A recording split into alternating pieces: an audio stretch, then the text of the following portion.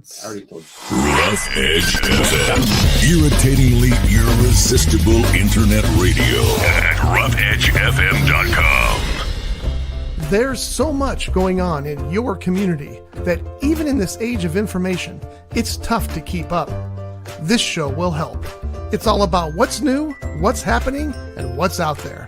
So if you're ready, sit back and listen up, Santa Paula. Do you know that last shot on the video that just came up? Mm-hmm.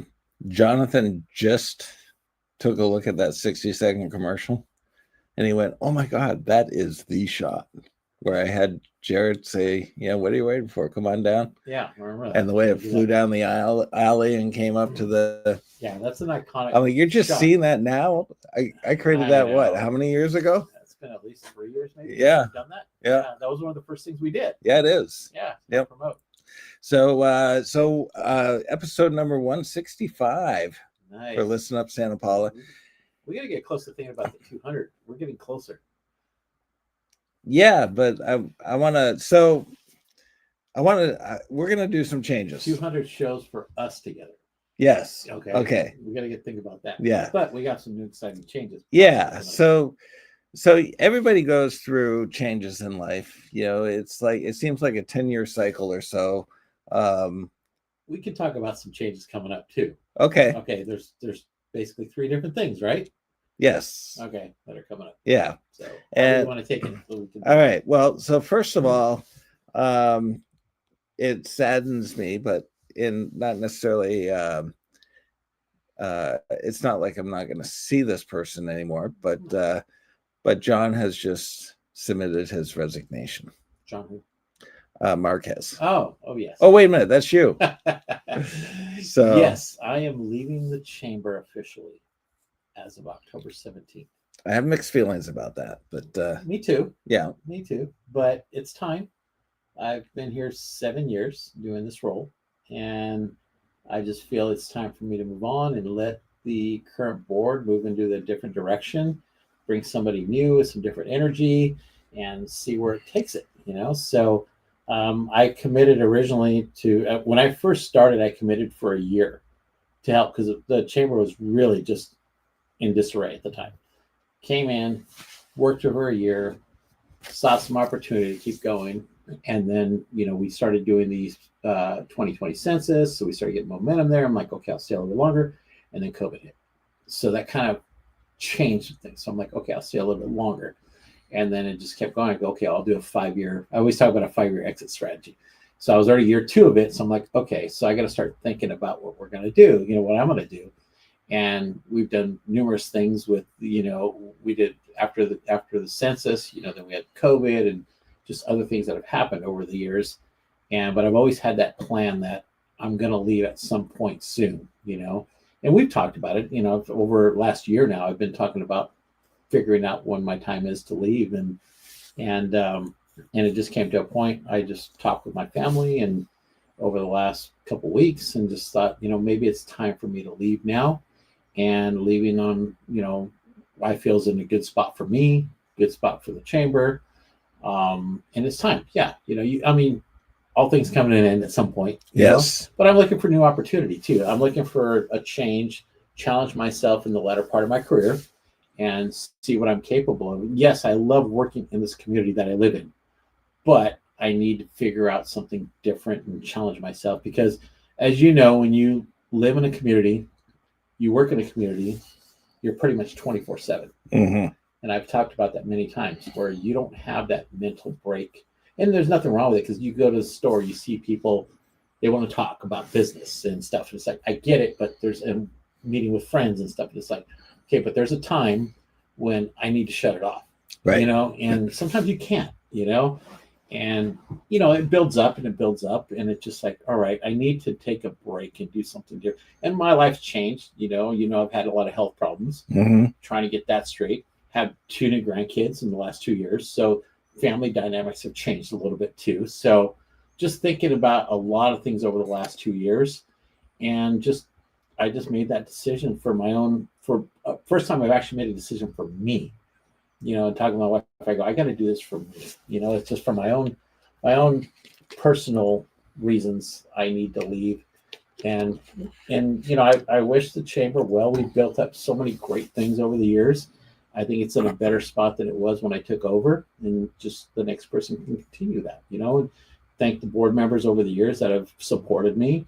And I think, getting some new direction coming in might help it, to take it to the next level. But I think I've kind of run my course of what I need to do, and I'm looking for something new. I want to challenge myself, and do something different, It's funny, if you look back on your life, there's always these moments where they talk about the proverbial fork in the road, and you take a left versus a right, or whatever the case may be. And I can remember back in the late 80s, I was married once before. And so we ended up getting divorced, and that kind of took me down a different fork. And then I met Julie, and talk about a fork in the road for her. I know. and we had our kids. Yeah. And I was working for the diocese, and then another fork came in the road, and we moved to California. And so that totally changed the dynamics of everything again. And I was working with Logos, and then we sold Logos, and that changed the dynamics again. And so it seems like there's, if you look back on your life, I mean, nothing is ever staying static. You're never traveling down that same road. No. You've always got these decisions you got to make at some point. Yeah. You can either stay status quo, or you can take that leap and do a different change, Right. And you and I have talked about this. I've been thinking about this for well over a year now. Yeah. And I just, thinking about when is the right time. And just, recently I just made that decision, and it's just, no ill. And like you said, health, I think, had a lot to do with that. Health decision. made a lot of decisions, and ever since last year, I've been not the healthiest, but but now it's like I'm going to take a little bit of break and take a little bit of time for me, and just try to get myself where I need to be. And then I'll see what other adventure comes in before me. But I want something that I can dive into and build and create, and because I know I have the skill set to do a lot of this stuff. And, I want to build something new and fresh. And I like the challenge all the time. Right. I do like the challenge. And, doing the chamber from scratch, basically, and building it to where it is now. And we're a pretty reputable organization now. We're a known entity in this. We're a trusted entity in this community. We built that. It's been a collaborative effort between a lot of people to make this successful. You've been a part of it too, and several other people have been a part of it outside of our organization that have helped build this. The city of Santa Paula has been great and helped working with us too. And so, but it comes to a point where we all have to make these decisions. And I've talked to a few people yesterday, and they're like, "What is going on? And I'm like, it's okay. It's going to continue. The chamber will continue on like it has for over 115 years. I live here still. I'm still going to be involved. I'm still going to do stuff. I'm still on committees in the city. I'm still on nonprofits, with Rotary. I'll be president in a few years. I'm president of the Boys and Girls Club. So that's for a couple of years. You'll still be involved with this radio show. Exactly. I'm still planning on continuing this as long, for a while. And, we'll talk a little bit later about what we're going to do. But, so I'm not going anywhere. I'm just changing my job, and hopefully for the better for everybody. And, but I am looking for a new challenge. So if you know of anything, I'm always open to talk. I might have a few ideas. Yeah. And so that's one change that's happening. And then of course, if you haven't seen it, there's been a posting for the new, assistant city manager job. And so Jonathan Royes is departing, and basically taking that fork in the road and helping improve his life. Great move for him, and it's public, but he's moving to the assistant city manager for the city of Moorpark. Yeah, which is a fantastic move for him. Fantastic move. We're going to really miss him here because he's been a huge part of this community. And so now the city's got to come up, and they're what do they do now? Right. So they just recently posted the position, and hopefully they get somebody new to come in and help move the city forward. Yeah, because there seemed to be like this really good momentum going with everything that was, the city was really engaged. A lot of things were happening event wise. Excuse me. Information wise, the city was really communicating well. So hopefully, with all this change in dynamics, that chemistry doesn't change because. And it happens. I mean, you go to these segments. I mean, when I took over the chamber, we had no relationship with the city. And that was my key thing. It's like, I need to start talking to the city. We need to get these things going because we can't be successful unless we have a good partnership with them. Right. And they've been in the same way with them. They need organizations, nonprofits, not necessarily the chamber, but that can do things. Small town, nonprofits are critical for things to happen in our community. And the city relies on some of that too. Right. So I built a great partnership with the city over the years, and I've had 2 city managers and numerous different people within there that I've worked with over the years, and we built a strong bond. But you could see that, as things change, every few years things change, and you could see things start to happen over the last year and a half, and it's just, and it happens in every city, and then there's like a little reset, and then it'll start moving forward again. So, right. But it happens. It was a lull when I took over. And then, Dan Singer came in as a city manager, and, some council people have changed over the years, but you start to really get a lot of momentum. And we had a great relationship, myself and Jonathan. I mean, we did a lot of things together, including videos and all, but we built up this great partnership. And in bringing in like our management fellow program and several other segments that we've done, videos. I mean, we were, how many videos did we do together, over the years? Yeah. And so we've done a lot. But comes a time where it's like, okay, next up, who's next? Well, and I think, first of all, we will be doing our radio address next week with the 2 of you. It'll be kind of our farewell address as a group. I'll still be here as a group. He's leaving next week. Leaving, but we'll be giving an opportunity to kind of do your farewell and his farewell to the organization and as far as the changes, and we'll highlight some of the things that were most notable in your careers. But there's been a lot of input into our show lately.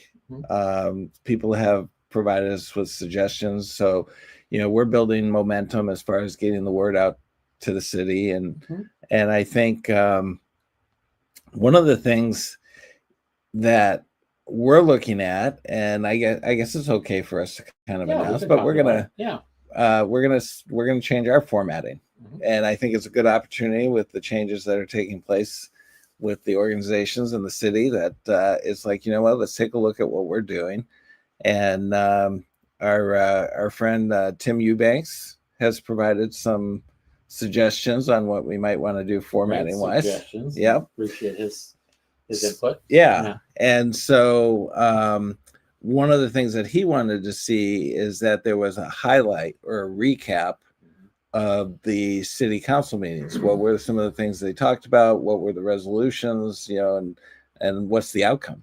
And I think that would be a great idea.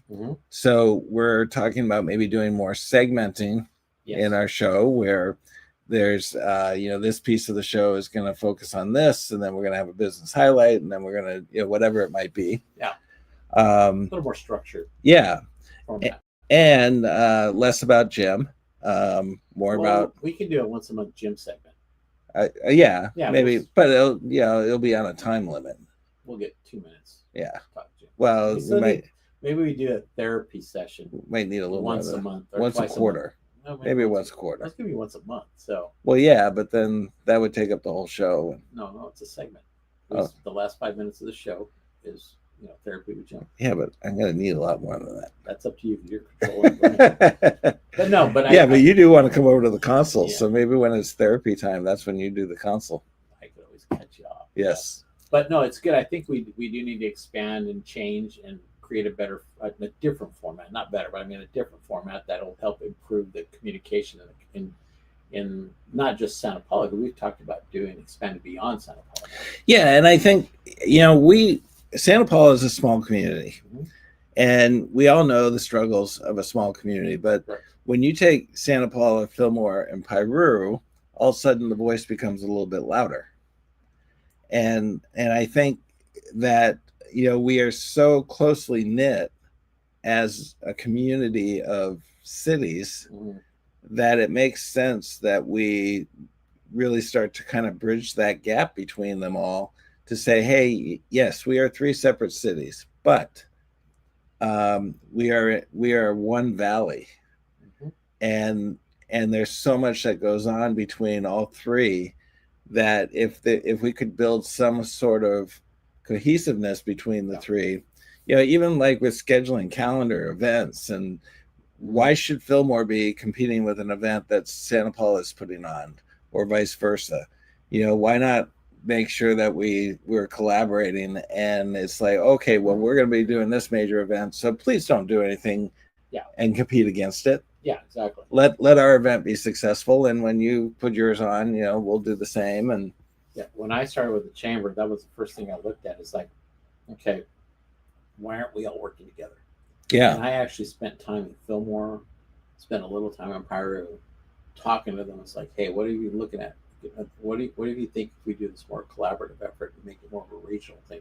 I've pitched for years about our chamber expanding more into the other city. We have members in both cities, in both communities, but to expand it into a different direction, and it just hasn't worked out at the time. So, but I think doing a show like this and expanding it will give a lot of information to people, and you never know where it's going to turn into, what's going to turn out to. But it would be, I think we talked about interviewing businesses, and not just Santa Paula, but Fillmore and Piru businesses, business training segments, maybe a little snapshot of that, events throughout the whole valley. We're gonna need like a 3-hour show. So, there's so much, because there's a lot going on in our valley, a lot. Yeah. And to capture that in 30 minutes, 45 minutes can be tough. So, but we can't go. We'll have to be disciplined. Yes, well, we can't go on these tangents like we always do. But it's important that we do focus on business. We focus on events, because really, what drives this valley? Events. What drives Santa Paula is events, and we've kind of gotten away from that a little bit. And I think we need to bring some of that back, because that is bringing the communities together. Fillmore, they've lost that about events. I mean, they used to have a Mayfest, which was fabulous for years and years, but they haven't been able to recapture that. And so it's like, so what do they need to do? So people are been talking about different things that they could do. Hopefully it transpires on. Like Piru is doing some great things now. They have their own little festivals, which they never had a few years ago. So you're starting to see things come up like that. So, well, and Fillmore also doesn't really have any business representation. No, and they're trying. They started a business roundtable. I had recommended that they do that because of Santa Paula's success, and it's been great. I've attended their business roundtables, and they're getting 35, 40 people there, all business owners, and it's been fantastic. And they're talking about partnering together and doing things, and that was the hope of doing this, kind of like we have on our roundtable here. So the businesses want the stuff. They want these events. They want these collaborations and stuff. Challenges getting the cities and other organizations to help assist with getting that to where we need to get that. And it's tough. It is tough because nonprofits is hard because of funding. Individual businesses, they can only do so much within their capacity. Cities can do so much within their capacity. So it's somebody's got to figure out how to make this happen. Right. And so you see that in other cities. You go to Ventura. You have Ventura County Coast. Their tourism bureau thing, and they do a lot of the stuff for the cities and stuff. There's Central Coast Tourism, same thing. They work all of coast up there. They do. So it's going to take efforts of other people to bring things together and help, because there's so much value into this valley here, and I think we don't realize it sometimes. And so we got to get better at that. So one of the things that we did do is we created a new Facebook group. And it's called the Santa Clara River Valley Tourism. Mm-hmm. And the point of the group is to strictly post and highlight tourist activities. Yes. So no business advertising or anything. It's just strictly about, well, unless your business is having an event that would be, something a tourist might be interested in. Exactly. Yeah. But to essentially create a platform that everybody who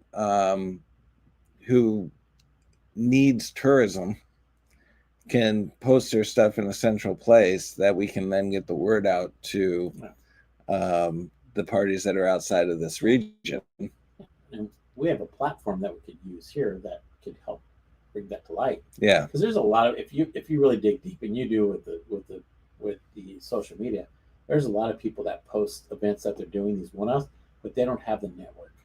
Right. You know, but if they could start like we always say, share, tag us, but they don't always do that. But if you can find these people like it, you can start building this. It would be huge, Right. But because social media is the direction we have to go in for now. And it would be great to have a centralized calendar so that people who are putting on events can look to see, is there anything major going on? Yeah. Because so often we compete against another major event, Mm-hmm. and we might not get the draw because that event is so significant. Yeah. And we make it difficult on ourselves. And it's like, oh man, I didn't realize they were doing this. Yeah. And well, right after COVID, I was trying to do that with our chambers, get people to submit the events, and really trying to have people check before they set up a. People would literally call me and say, "Hey, we're going to do an event in 6 months. Is there anything going on?" I'm like, as of right now, I don't see anything on the calendar. Nobody's told me anything. And then but they were starting to communicate, and it kind of got away a little bit because people just don't post on. We ask them to post on the calendar, and most of the time they don't. It's easier for them to do social media. So. But yeah, to go on top of it, and a good example this year was our cruise night. We didn't do a July 4th cruise night. Why? Because Fillmore had a huge event, with the car clubs and stuff. So we didn't want to interfere with what they were doing. There's 4th of July event in Santa Paula. So we were mindful of all that. And that was an easy one because it was a holiday, but we were mindful of everything else, and we could have done it, but it wouldn't have been as successful, and it would take away from the other ones. So just being aware of what's happening in the Valley makes a huge difference. So what's the brewery that's in Fillmore? Red Engine Brewery. Red Engine. Okay. So a perfect example is Red Engine was putting on a major event on one of the Saturdays. And it was the same time that Piru, Corazon de Piru was putting on an event. Mm-hmm. And it did not get the traction. A lot of people didn't show up. And Mm-hmm.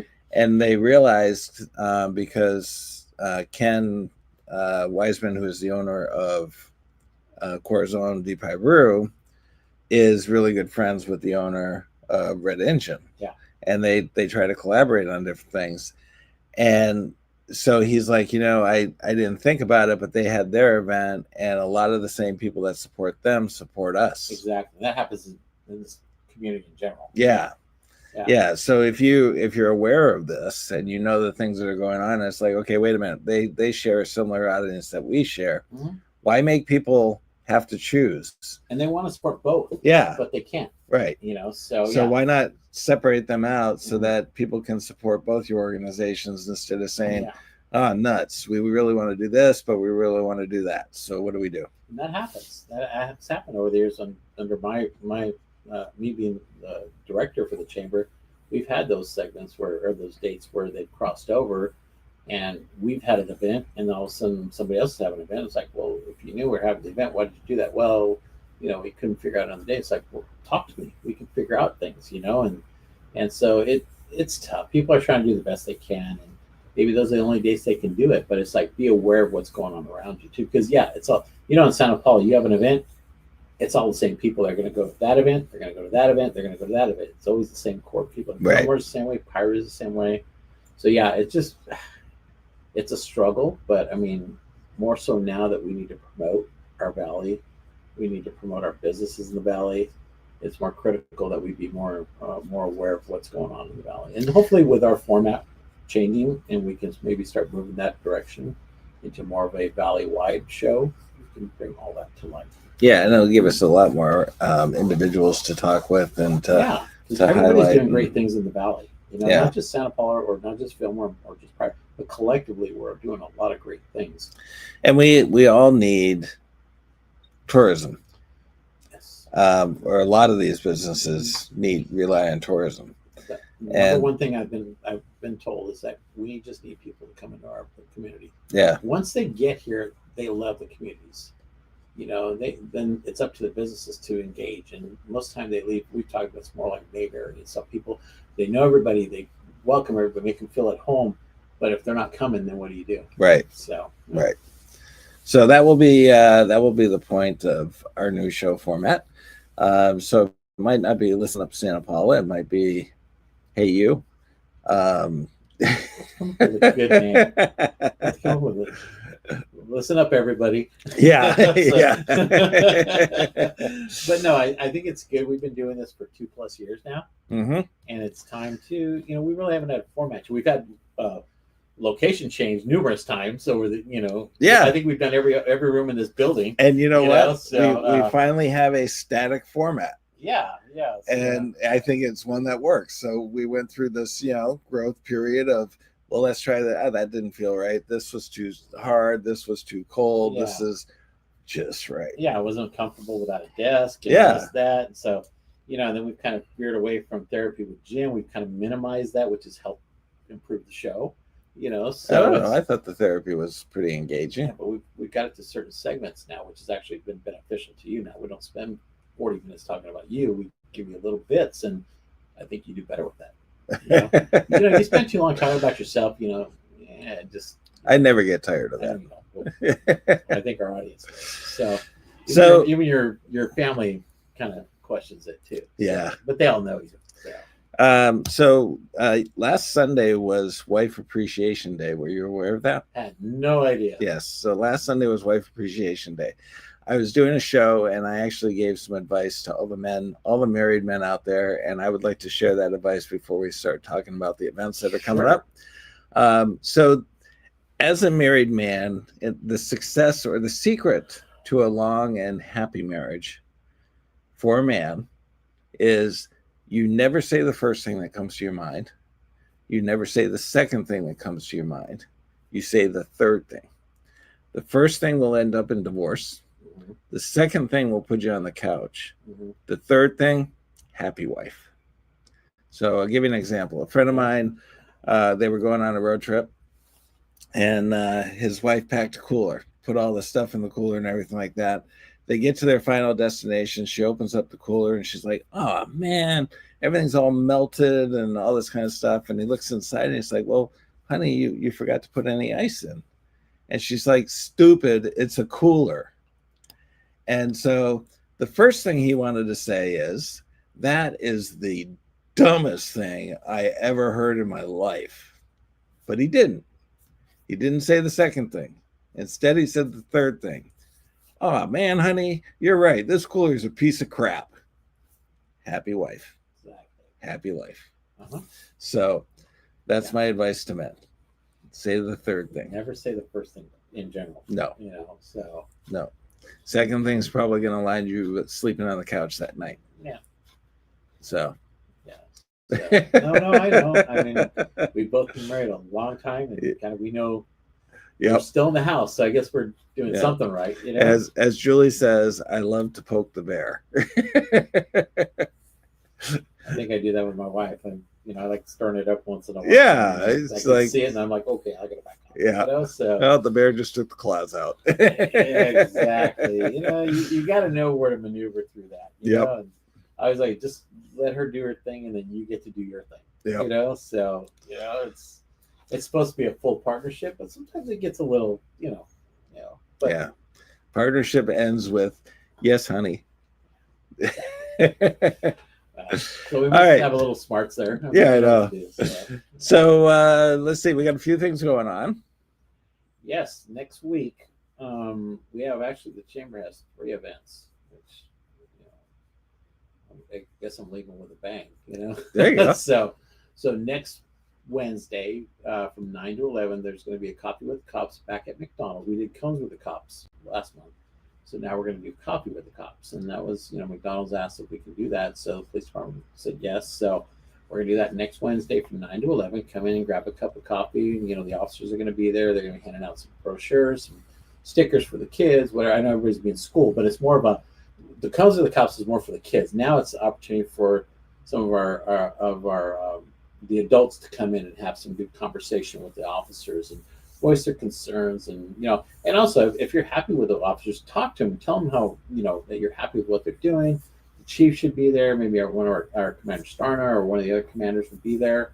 But it's a good opportunity to sit there and talk with the officers, and we'll be there. With the chamber, I should be there sometime during the morning, but it gives us an opportunity to learn a little bit about some concerns that our citizens have. And So that's next Wednesday.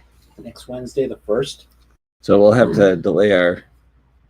Yeah, we'll do Our it show. maybe an hour later. Or something. And then the next day we have our Taste of Santa Paula. So, and that's going to be from 5 to 8 p.m. at Palazzo Event Center. And you can buy tickets online. We're on Eventbrite. So actually, the best thing to do right now is go on our social media pages. It's all over social media. You'll see it. There's a direct link on social media to it. On our website, we do have it's on the website calendar, but social media is easy. You just see where it is, click on it, bam, you're there, and then buy the tickets. Our tickets are on Eventbrite. So it's we have 13 businesses that are going to be there. A lot of local businesses. We have some wineries, but it's all in the surrounding area. Just come out and have a good time. All the tickets that you use for the vendors, they get that back. So it's really a good way to support our local businesses. The net proceeds do go to the businesses themselves. So the more you buy tickets, the more you'll get a block of tickets. You get 6 tickets for your purchase, and then you can buy more tickets. And anytime you buy more tickets, all that goes back towards the businesses. So we've done this the last 3 years, and it's been really good for the businesses to get them engaged, and and they come out, they'll have appetizers, they'll have some samples of stuff, some drinks and all that. So but please come support that, because that does help our business community right now. And hopefully next year they look at doing something different and expand it and stuff. So we'll see. But it's great events at Palazzo on Main Street. So please support that. Then the next evening is the final cruise night of the year. So Wednesday, Thursday, Friday. Wednesday, Thursday, Friday. Wednesday morning, Thursday evening, Friday evening. So it's the final cruise night of the year, of the season. That runs from 5:30 to 7:30. Come out and support the local businesses. I mean, there's going to be a Pyro 101 band is the entertainment. So another local band. And but yeah, come support, come shop downtown. There's there's gonna be plenty of restaurants that come in and support them, and not just downtown. A lot of our sponsors, like you look at like Park 1055, which is a little bit outside the zone, but they actually help support financially too. A lot of the restaurants that are there help support also to cover the cost of everything. And the downtown property business improvement is a sponsor too. We have some of our larger sponsors, like our chamber sponsors. We also have SP Lube, which is outside, but they want to support it too, being there in the auto industry. Custom Hot Rods is also a huge supporter of it too. So we have a lot of great sponsors that want this to continue. So we're at year 26 now with this. Wow. And the chambers took it on this year with the partnerships. So we're hoping that we get a lot of support, and we kind of end the season with a bang. Nice. And then we'll see what happens next year. It's still, every year is always a different dynamic. Right. So, this year we only did 6 events because 4th of July was on a Friday. Next year it's on a Saturday. So, they'll have to discuss it. I won't be a part of it but hopefully they come up with a different plan for next year. So there may be 7 events, there might be 6 events. I'm not sure how that's going to work next year. All right. Well, the proverbial fork in the road is in front of us. Mm-hmm. And we're about to go down one of those forks. Yes. And God, I've had a lot of forks lately. And we will see where it takes us. But yeah, we will work on a new format. And thanks to our friend Tim Eubanks, we're going to look at taking, and not even maybe just the Santa Paula one, but look at the Fillmore council meetings and do a highlight with them as well. If we're going to win that segment, I think it's good that we do it. I mean, if we're going to win Valley-wide, it really focusing on all 3 communities. Pirate Neighborhood Council has their meetings too, so we can maybe get some highlights from them. But I think it's important if we go in that direction that we focus on all 3 communities. Yeah. So, and maybe we can get somebody from those communities to come in and help provide the report. We should give Tim a segment. You think he'd do a segment for us? I think he would. like an opinion segment. That would be Yeah. great. Have him come in and he's got a subject and he would like to talk about it and just give maybe even some advice or something. Or, I think he deserves to have that opportunity. Yeah. You know? And he could even chime in on the city council meetings and stuff. And that would be a great segment if he'd be willing to do it. And he doesn't have to do it live with us, but maybe we have a recorded segment with him. yeah, Because I know he's got a job too. we'll have to check the schedule, but I'm sure that would be something he would. I think it'd be great to have him because he's been so embedded in the community for a long time. Great ideas. But I think, and maybe somebody from Fillmore we find that does the same thing too. Right. Like Pyrie, or maybe we get Ken to come and do a segment, or something like that. Maybe we get the assistant city manager of Fillmore to come and do a segment, and We could always ask Fillmore, who is the person that sends you the most emails? oh, I probably already know who it is. And I don't know if she'd be willing to come on the show. So, but I've had some interactions, and it's all good stuff. It's just that there's always that one person that just likes to chime in all the time, So I'm sure we can find some good people. But I think it's important that we give the opportunity for some of our citizens to have a voice too. And I think starting with Tim, I think that would help build it up if he's willing to do it. We'll talk to him and see about maybe doing an opinion with Tim. 10 minutes with Tim. Yeah. Yeah. There you go. I like the ring of it. Yeah. So he gets the last 10 minutes of the show is his opinion, and there you go. I mean, I'm just Yeah. But who knows? I mean, maybe it's something we can do. But I think building a structured program that focuses more on what we're doing in our valley, I think is very important. So. All right. Well, We'll the see. fork is Soon. before us. Yes. So we'll see what fork we take and where it takes us. A lot of So. don't get stabbed by the fork though. Yeah. Yeah. Don't not take one of the forks. Exactly. Because then you'll run into a tree and it'll be a big mess. I know. You got A, B, or C. What are you gonna do? Yeah. So. All right. This is another episode of Listen Up Santa Paula in the can. We will see you all next week. Sounds like we're going to be a little on the later side because we will be with coffee with the cops. Probably an hour later. But we will be having our farewell with Jonathan, and we'll do a little highlights of what were kind of some of the most memorable moments for you guys in your positions. And man, those videos we did were something. So we haven't have any highlights of those videos. Yeah. That would be great. All right. Some of our bloopers. Yeah, I know. Now let's see what I can do. Okay. All right. We'll see y'all next week. Take care. Be safe and stay cool. This has been a Rough Edge Studios production.